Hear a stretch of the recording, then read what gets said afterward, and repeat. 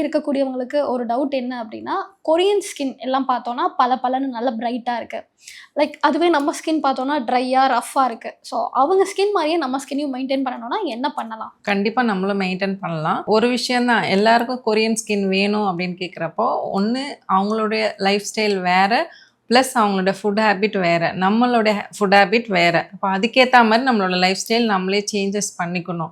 இப்போ லைக் நம்ம வந்து இப்போ சன்ல போறோம், பைக் போறோம், இல்லைனா வாக்கிங் போறோம், இல்ல ஆஃபீஸ் போறவங்க எல்லாருமே என்ன பண்ணுவோம் அப்படின்னா, காலையில அவசரமா கிளம்புவாங்க. சின்ன விஷயம் தான். ஒரு சன்ஸ்கிரீன் போட்டு போணுமா அப்படின்னா, ஒரு நாள் யூஸ் பண்ணுவாங்க. அடுத்த நாள் வேண்டாம் அப்படின்ற மாரி குவிட் பண்ணிட்டு போயிடுவாங்க. இந்த மாரி ரெகுலரா வந்து ஃபாலோ பண்ணணும் நம்ப.